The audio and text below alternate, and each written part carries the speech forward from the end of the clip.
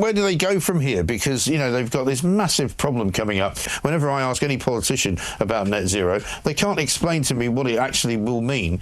We've got more breaking news. Welcome back to Moose and Loose. My name's David. Today we got Britain dropping a bombshell report. Documents were leaked from the government showing that their net zero agenda that was implemented in Britain with Theresa May and Mark Carney, among some other people, which I'll show you, has set Britain on a path for financial ruin. We got more campaign ads from both the Liberals and the Conservatives. We got Mark Carney hits the ice with the Oilers, among some other stuff. Let's jump into this. We got this from 6 Buzz TV. New study finds Toronto property crime rate 40% higher than New York's. That's Liberals Canada. They're always delivering. High crime rates, burglary, break-and-enters, home invasions. The Liberals are big on that. We got this one here. Captain Schmuck is estimated to receive a lifetime payout of, this is rough. This is rough. $8.4 million from taxpayers through 2 pensions, one serving as an MP and the other serving as Prime Minister.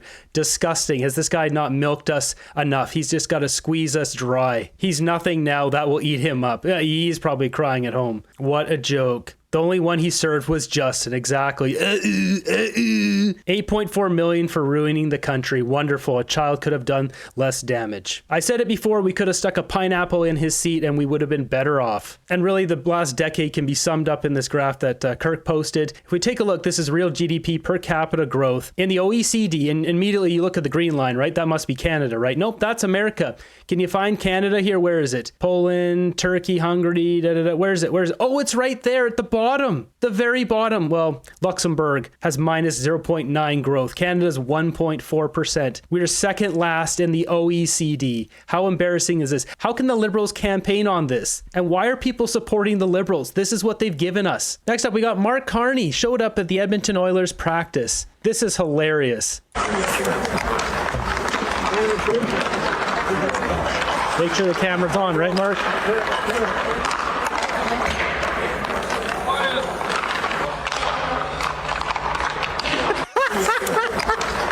He missed a wide open net. Look at this. He completely biffs it. That's so bad. Come on, Carney. You can't bury it in the back of the net wide open from 10 feet away. It's funny because they posted this on the Edmonton Oilers X account. Just look at the part, though, that they didn't put in this video. It skates out, then goes up to the net. And cut. Nope, they didn't put that part of him missing the net. And it's endless with Mark Carney. We got David Jacobs posting this. This is misdirection by Carney. The canceled carbon tax was set at $80 per ton of CO2. Carney's proposed shadow carbon tax will mirror the European Union tax, which is set at $156 per ton of CO2. He isn't getting rid of the carbon tax. He's doubling it. Next up, we got a bombshell report has just dropped from Great Britain. This is actually a report that came out a couple years ago, but it's been hidden by the government. Somebody leaked it to the media. You gotta check this out. Net zero could crash Britain's economy with poorest in society hit hardest. Leak document admits. A leaked Whitehall assessment has revealed that the UK's rush to achieve net zero could wipe 10% off economic growth by 2030 and potentially trigger a financial crash. The never before published government document contains stark warnings about the economic consequences of the poorly planned carbon neutrality efforts. And I mean, it's quite frightening and eye-watering, the figures in here. Analysts from McKinsey had said you might need to set aside something like £1.6 trillion in order to sort of soften the blow of whatever the impact might be. You know, we just don't have that kind of money. We don't, you know, you can't just keep inventing money and printing it out of the printing machine, can you? Leaked documents show UK's rush to achieve net zero by 2050 could have severe economic consequences. The key economic risks are 10% of the GDP could be lost by 2030, equivalent to 1% annually over a decade. Transition could destabilize the financial system, potential for a financial crash due to stranded assets, early retirement of power plants and industrial assets. The poorest citizens would be impacted the most, risk of unemployment and skills mismanaged from rapid green transitions. The UK is ill prepared due to low global investment. There's a really interesting bit of the report that says, well, how are you going to do this? You're going to say, obviously, public finances are going to take a hit because public sector is going to have to increase. Britain is not going to be able to get the levels of global investment that it needs to offset that. So debt is going to have to go up. We're going to have to borrow some of it. We're going to have to rely on some of it being invested. But obviously, the government's going to have to spend more. And there's a bit in there which is actually, the scale of what we're going to need and the likelihood of being able to get that from the private sector actually means that we wouldn't even be able to borrow the amount of money we need to do it. So where's it going to come from? And yeah, so if we look at this number, 2.1 trillion pounds lost to Britain if net zero goes ahead. So I just calculated here. It's 3.9 trillion Canadian dollars, almost $4 trillion. Mark Carney went there with his net zero agenda. And while Mark Carney's not wholly responsible for this, he was one of the people who helped architect this. So we look at the timelines. Mark Carney was the governor of the Bank of England from July 1st, 2013 to March 15th, 2020. So 2013 to 2020, if we look at Theresa May, she's the one who first implemented this net zero agenda. This overlaps with her time from July of 2016 to July of 2019. So her and Mark Carney overlap 3 years in England. Then she implemented this policy. The net zero agenda was officially launched in Britain in June of 2019 and became the first G7 country to legally commit to net zero by 2050. This was rushed through before she left office. Critics argue it was done with limited economic analysis or public debate. So she rushed this out in the last minute. And looking at it here, there's multiple people involved. So there's Lord Deben, which is the chairman of the Climate Change Committee from 2012 to 2023. Mark Carney, the governor of the Bank of England, responsible for all the financial aspects of this. His leadership with G-Funds, the Glasgow Finance, as well as the special envoy, or the net zero financial czar, heavily influencing how Britain's financial sector aligns with green targets. Chris Stark, the CEO of Climate Change Committee from 2018 to 2024, and you guessed it, the World Economic Forum. So that's the main players in this situation. So essentially, Britain is in a horrific position now, all thanks to a couple of people, one of them being Mark Carney, our current Prime Minister. And let's not forget former British Prime Minister Theresa May, who implemented this policy. Where exactly is Britain going to pull $4 trillion out of their butt? They can't raise this money. They can't just make it up. If they print it, it doesn't matter. They're screwed. They are screwed. And this report has been, it was written in November 2023, the business department. It's been sitting in a presumably in a dusty shelf somewhere in Whitehall since then, because I don't think anyone's been reading this stuff. And I appreciate the concerned citizen that made sure it landed in my lap. Well, it's very good that they wide audience. Very good that they did, because now we can all see what's going on. Because I suspect, and you may well suspect the same thing, that nobody really wanted to see this report because they don't want to see the truth. I mean, the whole point of net zero, whenever I ask any politician about net zero, they can't explain to me what it actually will mean if we ever reach it. They never know what will happen next, and all they can do is make these sort of dire warnings about what might happen if we don't do it. It's almost like a bank robber saying, give me all your money, I'm going to do good things with it. But you don't really know what they're going to do with it. The global impact is $2.1 trillion in global assets that may need to be retired early. Though the UK has closed coal plants, other countries could still affect Great Britain's markets and firms. For the government debt, says the report suggests that large investments and redistribution policies will increase national debt. Political reactions show Shadow Business Secretary Andrew Griffiths slammed the policy, warning it may wreck the economy and hit the poorest hardest. The government defends net zero as the economic opportunity of the 21st century, claiming it will bring jobs growth and energy security. We're seeing that this is not the case. Mark Carney was one of the architects of this policy. With Theresa May, they unleashed this into Britain, and now it is wreaking havoc. Where do they go from here? Because, they've got this massive problem coming up. The budget statement, which is going to be made next week by Rachel Reeves, has got nowhere to go, really. There's no good news coming. There's talk in The Guardian this morning of it being the biggest launch of austerity, the biggest launch against public spending since austerity. This is unbelievable. This is where we're headed if Mark Carney wins. Canadians have to get out and vote for Pierre Poilievre. We are screwed. I mean, what can she do? She can't borrow anymore. She's maxed the company credit card, so to speak, to use a tedious metaphor, is maxed out.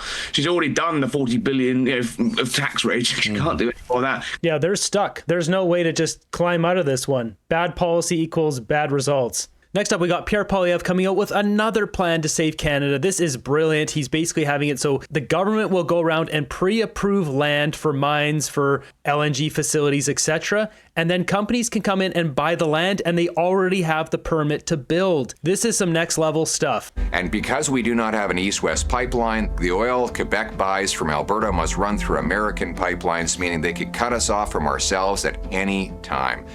Enough.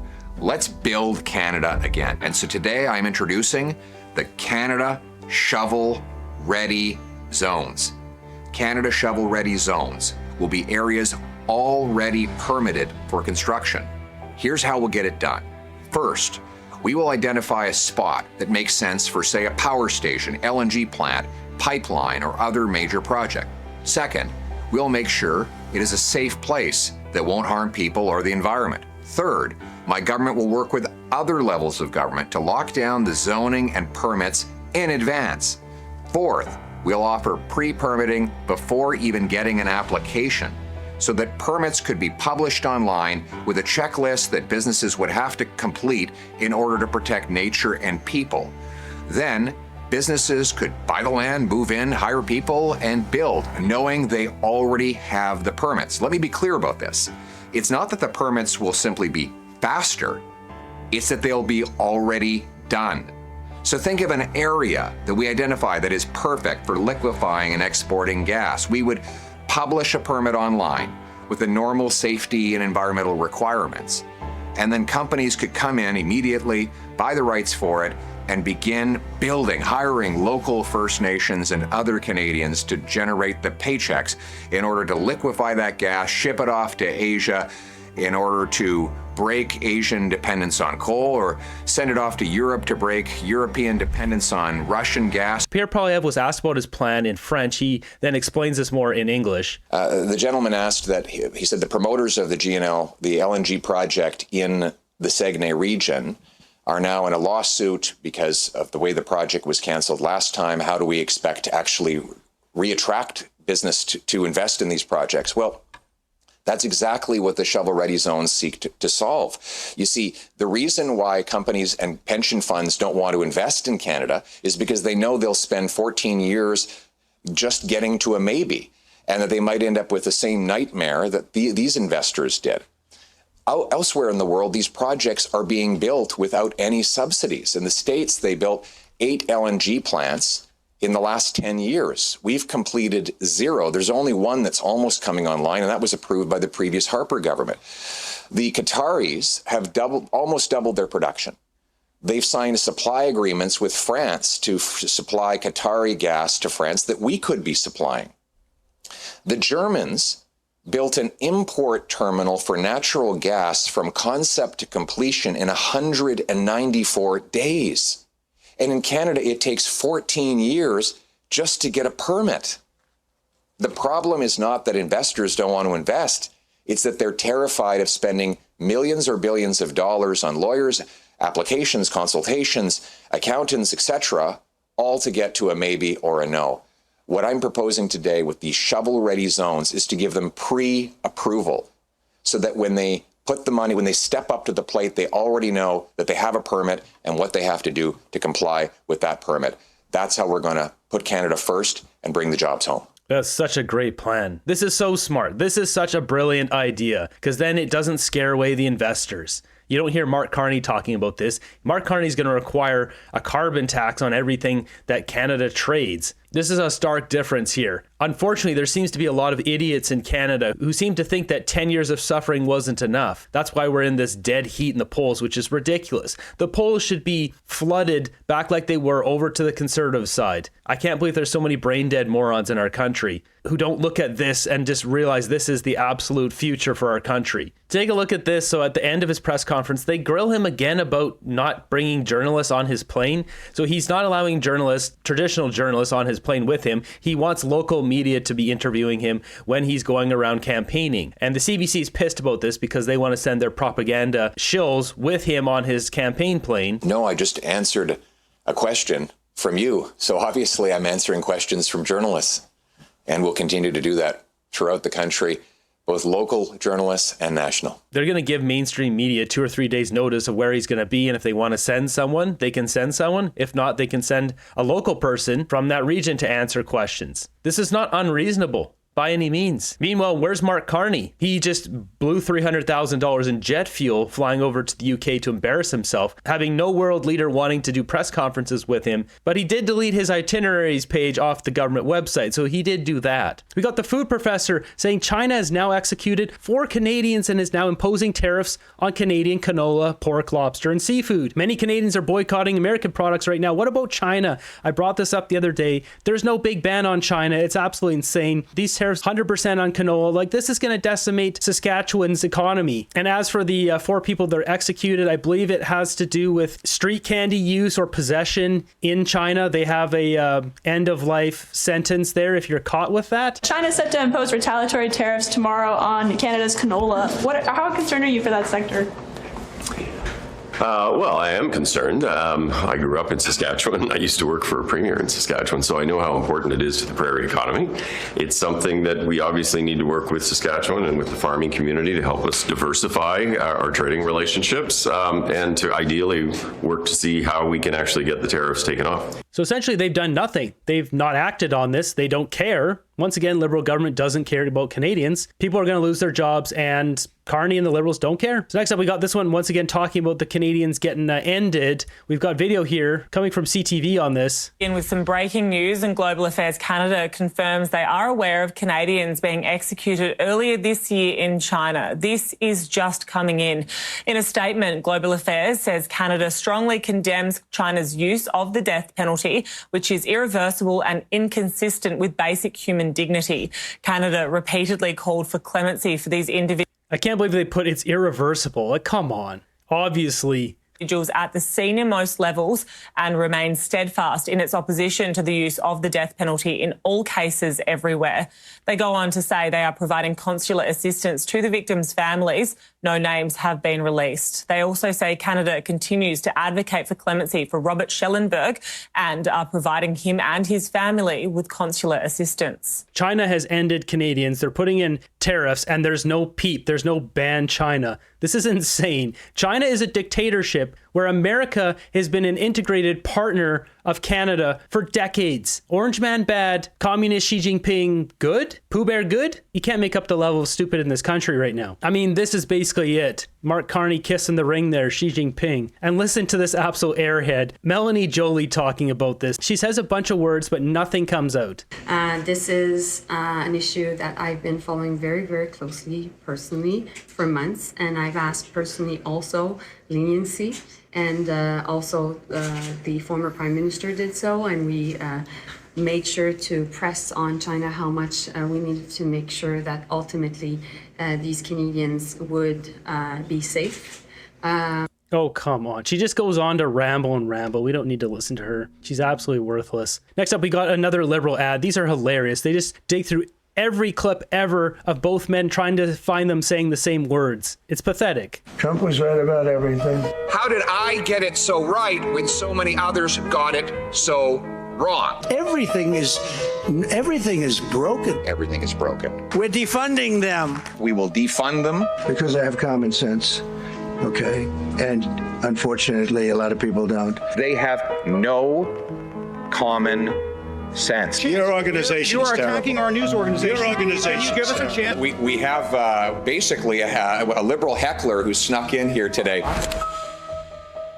Come on, this is such a terrible ad. It doesn't prove anything. It doesn't show anything. Wyatt's got a great reply here. You guys are not going to get away from the fact that Trump wants you reelected because you're the weaker party to negotiate with. That's bang on. There we have it. Mark Carney, is this the guy we want running our country? The net zero guy who has already destroyed England? This is who people want to vote for. People are getting excited for this guy.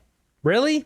I'm not getting excited for this guy. Pierre Poilievre is my guy. He's my horse in this race. He's the only guy who's actually going to fix the problems here. All of his policy ideas are brilliant. They're great ideas. He's got a great team behind him, pre-approving land for companies to come in to buy and to build LNG mines, any other facilities that will help increase the GDP of Canada and the prosperity of Canadians as a whole is the guy I want to have for Prime Minister, not the guy who has a proven track record now of destroying nations.